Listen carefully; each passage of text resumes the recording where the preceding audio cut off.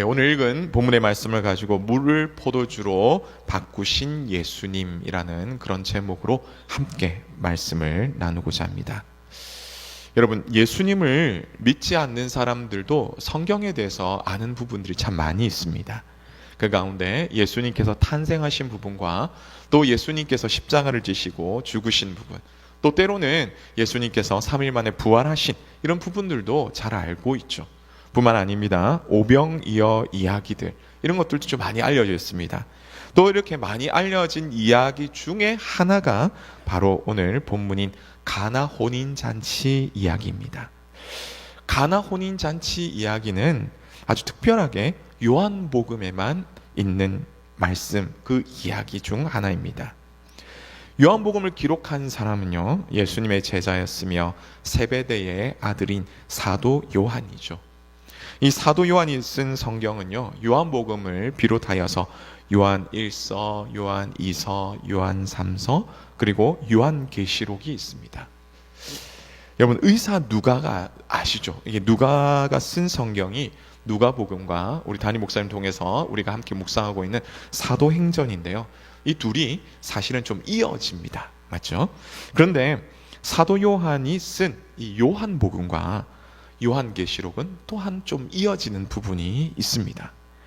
이 둘에서 발견할 수 있는 아주 흥미로운 부분이 있다면, 하나님의 나라가 혼례로부터 시작하여서 혼례로 끝난다라는 바로 그 사실이죠.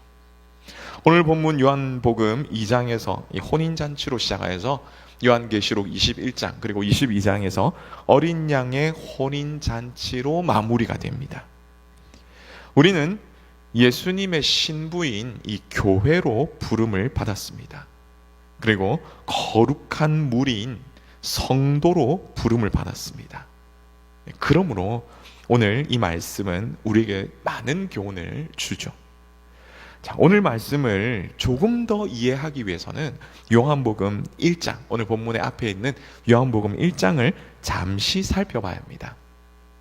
요한복음 1장 1절부터 18절까지 쭉 말씀 보면요, 말씀이 육신이 되어 오신 하나님의 아들 예수님에 대해서 간략하게 그러나 강하게 선포하고 있습니다.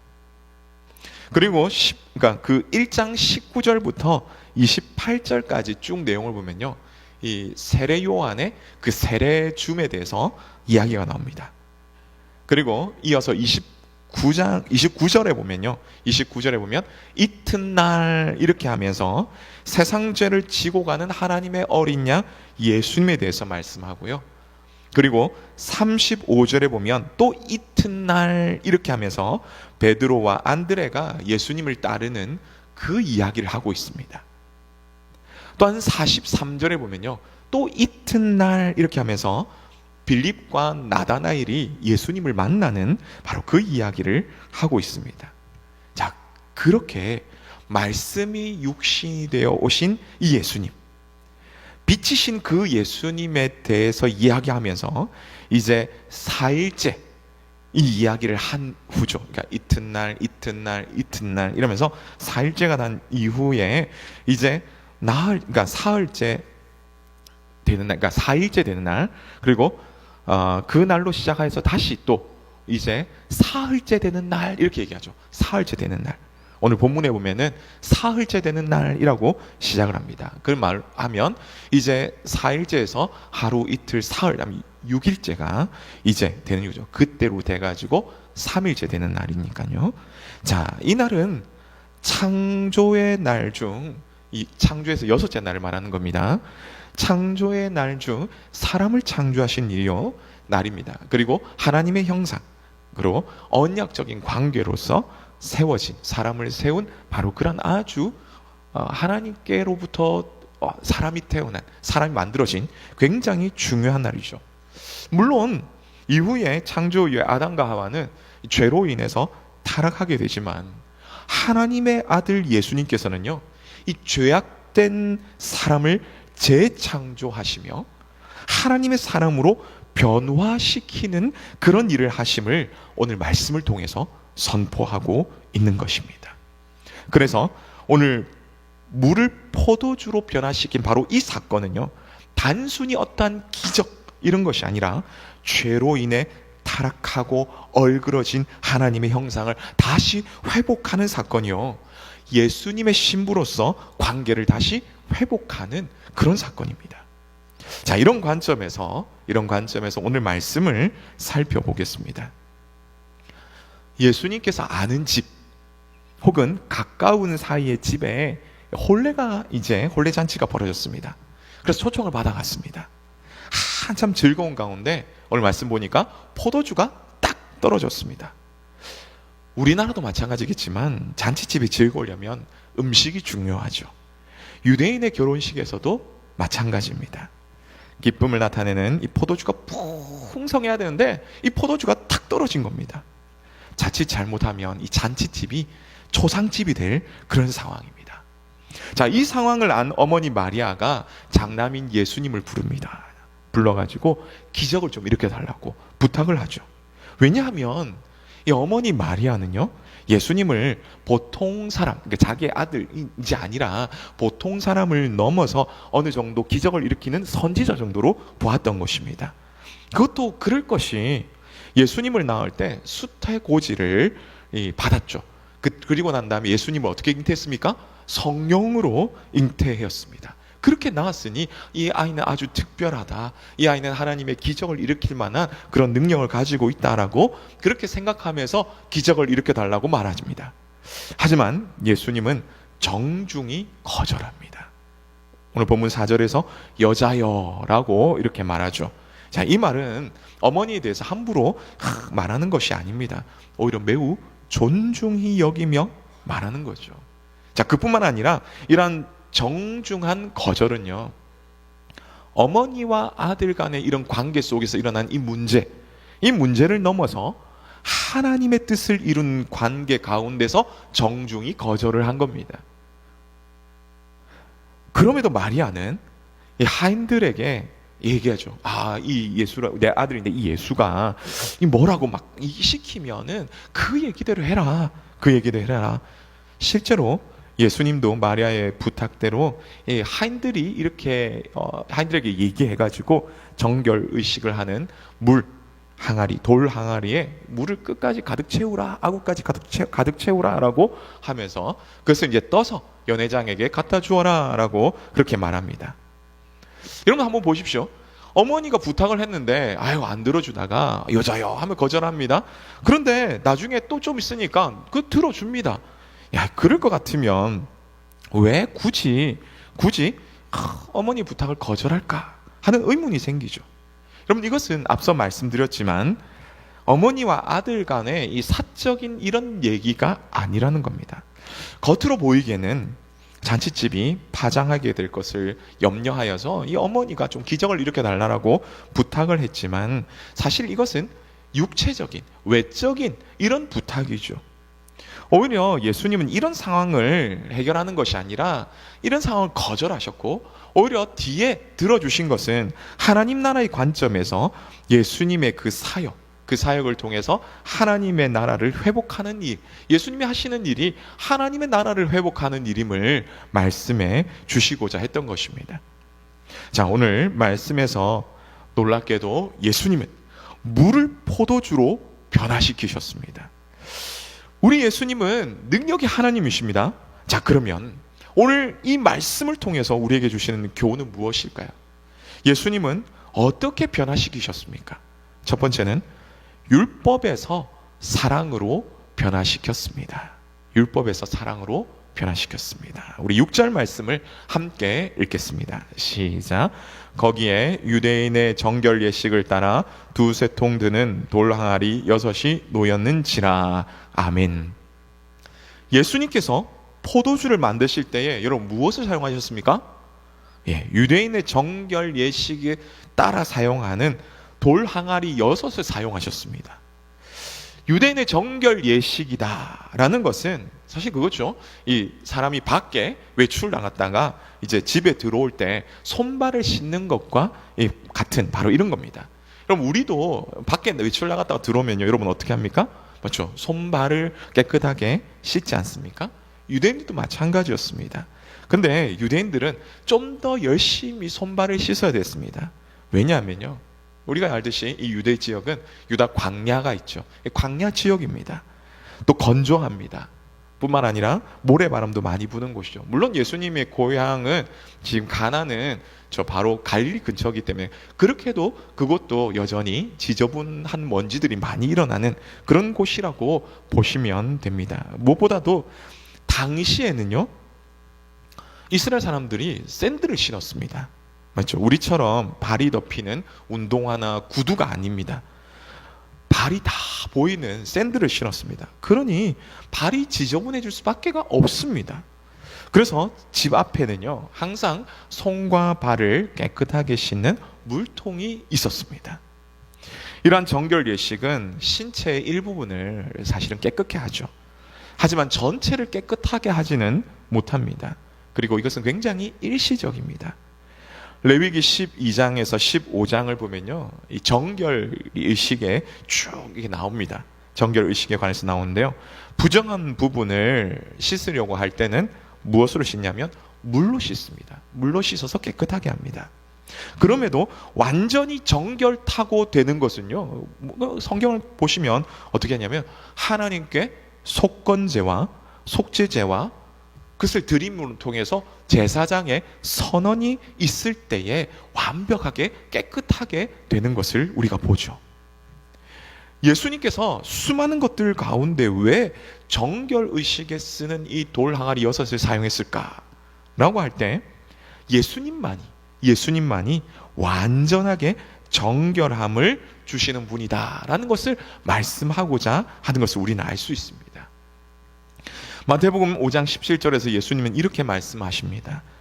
내가 율법이나 선지자를 폐하러 온 줄로 생각하지 마라. 폐하러 온 것이 아니요 완전하게 하려 함이라. 아멘. 당시 유대인들에게 율법은요, 당연히 지켜야 하는 것이지만 사실 형식적인 부분이 굉장히 많았습니다. 이것을 우리가 어디를 통해서 알 수 있냐면 마태복음 15장을 통해서 알 수 있는데요, 율법을 잘 알고 그래서 잘 지킨다는 그 바리새인들과 서기관들마저도 율법의 형식뿐 마음은 떠났다라는 것을 예수님께서 말씀하고 있죠. 마태복음 15장 7절에서 9절을 제가 읽어드리겠습니다. 외식하는 자들아, 이사야가 너희에게 관하여 잘 예언하였도다. 일러스되 이 백성이 입술로는 나를 공경하되 마음은 내게서 멀도다. 사람의 계명으로 교훈을 삼아 가르치니 나를 헛되이 경배하는도다 하였느니라 하시고. 아멘. 원래 하나님께서 하나님의 백성들에게 율법을 주신 이유는 여러분 무엇입니까? 달리 말하면요, 율법의 가장 큰 목적은 과연 무엇이냐는 것입니다. 이에 대해서 마가복음 12장 29절에서 31절에는 이렇게 말씀합니다. 예수께서 대답하시되 첫째는 이것이니 이스라엘아 들으라. 주 곧 우리 하나님은 유일한 주시라.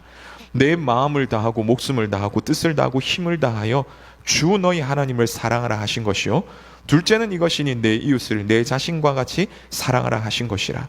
이보다 더 큰 계명이 없느니라. 아멘. 여러분, 이 말씀 어디서 좀 많이 들어보지 않았습니까? 네, 어디에 있죠?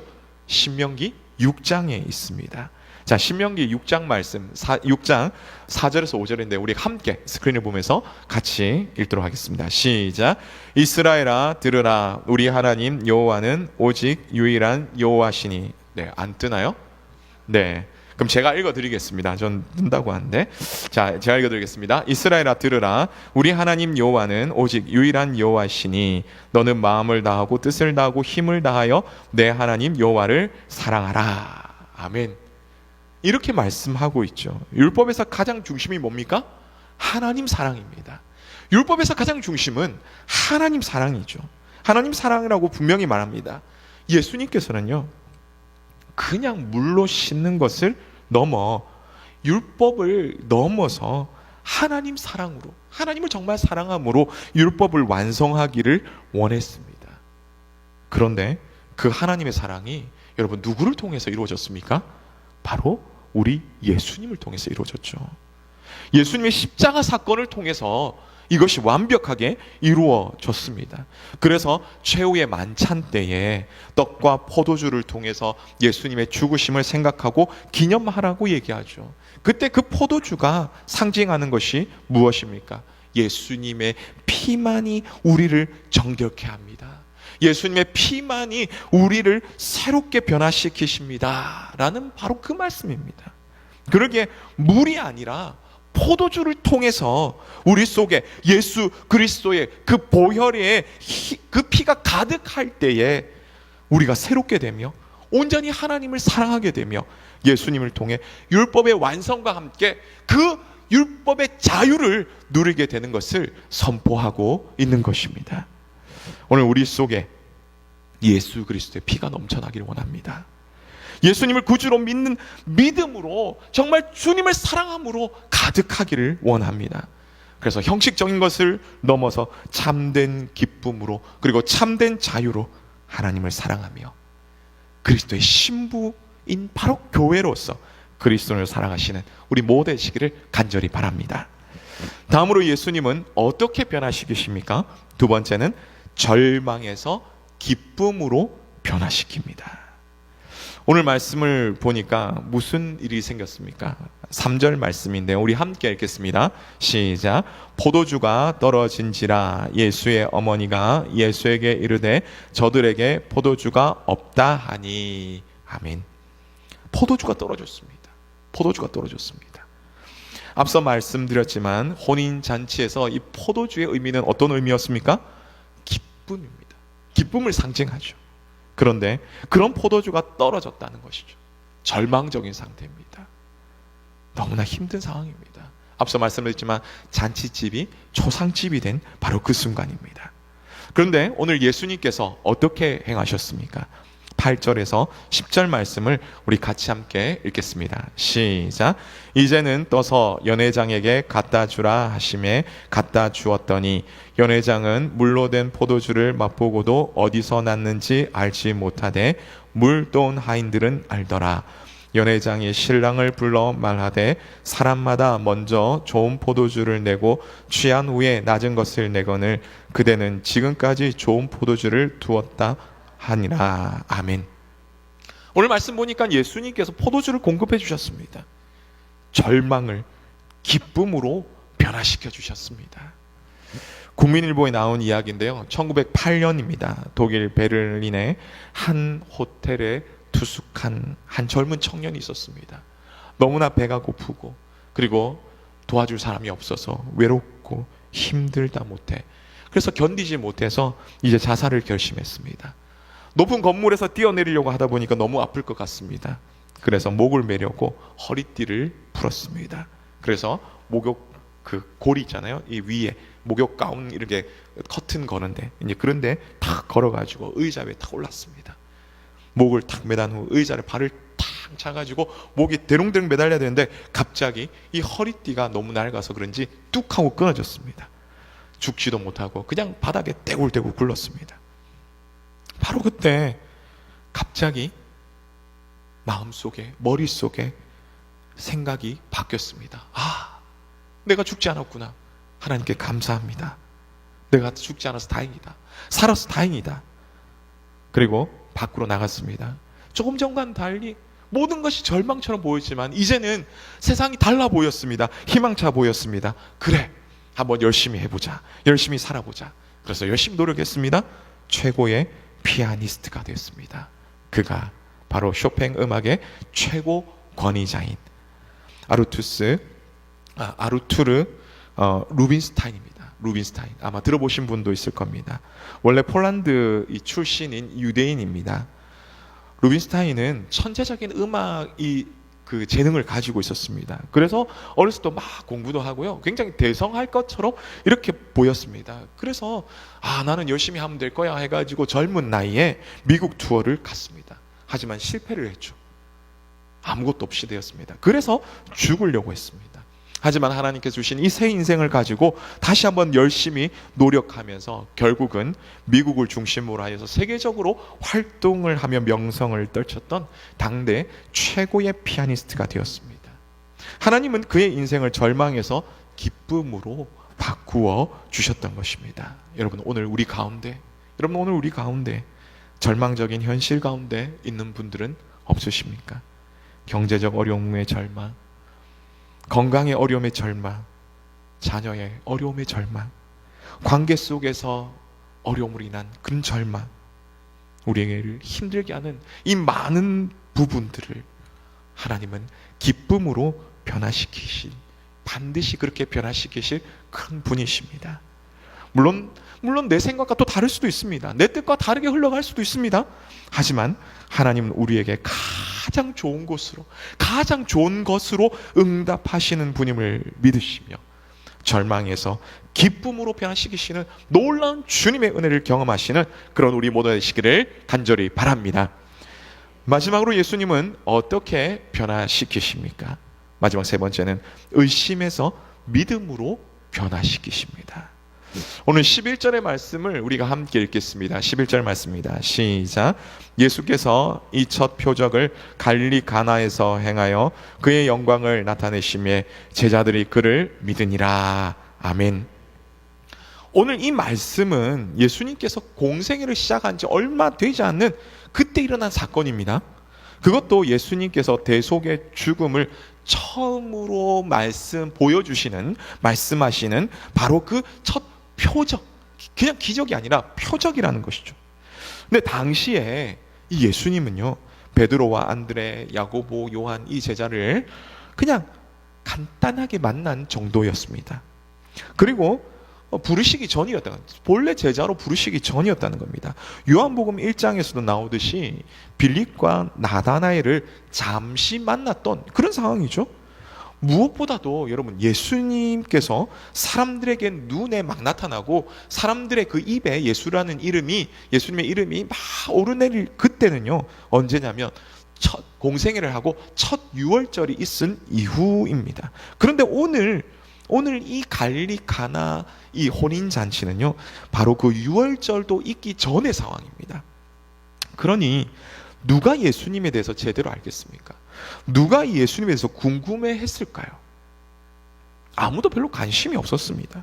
그런데 예수님께서 가나 혼인 잔치에 이 놀라운 이 표적을 일으키신 것은요, 1장에서 시몬 베드로의 형제 안드레가 말한 바로 그 메시아를 만났다라고 할 때 그 메시아이심을 보여주기 위함입니다. 무엇보다도 나다나엘을 만나서 하신 말씀, 요한복음 1장 50절인데요. 제가 읽겠습니다. 예수께서 대답하여 이르시되 내가 너를 무화과 아래에서 보았다 함으로 믿느냐? 이보다 더 큰 일을 보리라. 아멘. 바로 더 큰 일을 보여주시기 위해서라는 것이죠. 예수님께서 말씀하신 더 큰 일이 바로 가나 혼인잔치에서 물을 포도주로 변화하는 바로 그 사건입니다. 동네 잔치에 초대된 바로 그 예수님을 만났던, 함께 또 갔겠죠, 베드로와 또 안드레와 빌립과 나다나엘, 그리고 예수님께 또 세례를 주었던 바로 그 세례 요한 등의 놀라운 이 사람들이 정말 놀라운 예수님의 그 표적으로 인해서 예수님이 메시아이심을 믿게 되었다는 거죠. 그리고 나서 그들은 진정으로 예수님을 따르게 되었고 예수님을 위해서 목숨을 바치게 된 것입니다. 여러분, 철로 역정 만화로 새롭게 된 최철규 만화가가 있습니다. 최철규 집사님인데요, 그분의 간증을 들었는데 이렇습니다. 그는 어려서부터 교회에 다녔지만 그야말로 교회 다니는 그런 사람이었다고 합니다. 최 집사님은 만화를 그렸지만 성인 만화를 그렸다고 합니다. 그리고 교회는 어렸을 때 다녔기 때문에 교회 와서는 거룩한 척, 그리고 일상에 돌아가서는요, 음란 만화를 그리고 성인 만화를 그리고 또한 술과 담배에 쩌들어 있는 바로 그런 삶을 살았다고 합니다. 여러분, 물론 술과 담배 자체가 우리의 구원과는 상관이 없습니다. 하지만 분명한 것은 거룩한 삶과는 관련은 있죠. 그러던 어느 날입니다. 마감이 다가왔고 이제 며칠 밤을 새는 가운데에 오른쪽 배가 아파왔다고 합니다. 가까운 병원에 갔더니 큰 병원으로 가라고 합니다. 그래서 큰 병원에 가서 검사해 보니 기흉이라고 말합니다. 기흉이라는 것은 이 폐에 구멍이 난 겁니다. 그래서 큰 병원에 가서 이제 보통 이 기흉은요, 단순히 그냥 간단하게 수술하면 또 빨리 회복됐는데, 이 문제가 가보니까 크게 된 겁니다. 이미 폐 조직이 막 쪼그라들었습니다. 이게 구멍이 나가 바람이 다 빠진 거죠. 그래가 쪼그라들어가지고 20%밖에 되지 않습니다. 그리고 나머지 있어야 될 부분에는 공기가 차가지고, 이 공간에 공기가 차가지고 검게 드러나는 거죠. 근데 이 정도면 또 심각하지만 이게 더 심해져가지고 농흉이라고 합니다. 이 폐 조직이 썩어 들어가는 겁니다. 여러분, 이런 상황 가운데서 그렇게 병원 가서 판정을 받았을 때 이 최 집사님의 나이가, 최철규 집사님 나이가 얼마냐면 28살이랍니다. 한참 젊은 나이죠. 아니, 젊다 못해 어린 나이죠. 죽음의 공포가 찾아왔습니다. 아이고, 다른 사람들도 술, 담배 다 하는데 왜 나에게만 유독 이런 일이 생기느냐. 하나님을 원망했습니다. 그러는 가운데 심지어 입에서까지 피가 나옵니다. 토해지는 겁니다. 의사 선생님께 다시 진단을 받아보니까 당신은 너무나 지금 심한 가운데 있어서 수술을 해도 죽을 수 있고 수술을 안 하면 그냥 죽는다. 이렇게 얘기를 들었습니다. 그러니까 얼마나 삶이 무너지겠습니까? 마음이 무너지겠습니까? 그런 가운데 그래도 어려서부터 하나님을 믿었다고, 내가 하나님 말씀을 붙들어 봐야겠다라는 그 마음에 성경을 읽었습니다. 성경 가운데서 고린도후서 13장 5절의 말씀을 읽으면서 두려움이 사실 더 커졌습니다. 왜냐하면 말씀이 그렇습니다. 너희는 믿음 안에 있는가 너희 자신을 시험하고 너희 자신을 확증하라. 예수 그리스도께서 너희 안에 계신 줄을 너희가 스스로 알지 못하느냐. 그렇지 않으면 너희는 버림받은 자니라. 나는 그리스도가 없다. 나는 버림받은 자다. 그렇게 생각했죠. 그럼에도 성경을 그래도 계속 읽어갔습니다. 그 가운데 요한 1서 5장 10절 말씀에 하나님의 아들을 믿는 자에게는 증거가 있다라는 그 말씀을 읽게 되었죠. 10절에 이렇습니다. 하나님의 아들을 믿는 자는 자기 안에 증거가 있고 하나님을 믿지 아니하는 자는 하나님을 거짓말하는 자로 만드나니 이는 하나님께서 그 아들에 대하여 증언하신 증거를 믿지 아니하였음이라. 그리고 이어지는 11절에서 그 증거가 무엇이냐면 하나님이 그 아들을 믿는 자에게 영생을 주셨다는 바로 그 사실입니다. 11절에 이렇습니다. 또 증거는 이것이니 하나님이 우리에게 영생을 주신 것과 이 생명이 그의 아들 안에 있는 그것이니라. 그러면서 최 집사님은 생각했습니다. 근데 내가 왜 두려워하지? 내가 왜 두렵지? 내게는 영생이 없구나. 나는 하나님의 자녀가 아니었구나 라고 생각을 하고요. 그래서 다음날 수술 받는데 수술 받기 전날에 바로 그때 마침 그 병원이 이렇게 기독교 재단이었던 것 같습니다. 그래서 기도실이 거기 있었는데 그 기도실에 가가지고 하나님께 기도했습니다. 하나님, 내가 지금까지 한 번도 고하지 않았던 게 있습니다. 하나님, 나는 하나님 앞에서 죄인이라는 것을 내가 고백해보지도 못했습니다. 하나님, 나를 용서해 주십시오. 나는 죄인입니다. 그리고 하나님께서 원하신다면 제발 나에게 은혜를 베풀어 주십시오. 살려주십시오. 나는 지금까지 배설무 같은 이런 삶을 살았지만 하나님 한 번만 살려주신다면 내가 하나님 영광 위에 살겠습니다 라고 그렇게 기도했습니다. 그럼 그렇게 기도하고 기도실을 나오는데 어떻게 했을까요? 오히려 더 피를 토하게 되었습니다. 피가 막 쏟아지는 겁니다. 그래서 생각했습니다. 나는 이제 죽었구나. 이대로 죽는구나. 그리고 자는 둥 마는 둥 하고 다음날 아침이 되었습니다. 이제 수술하기 전에 마지막 엑스레이, 관례대로 엑스레이를 찍는다고 해가지고 엑스레이를 찍었습니다. 그리고 조금 후에 수술을 하려고 준비를 하고 있었습니다. 그런데 의사 선생님이 막 오는 겁니다.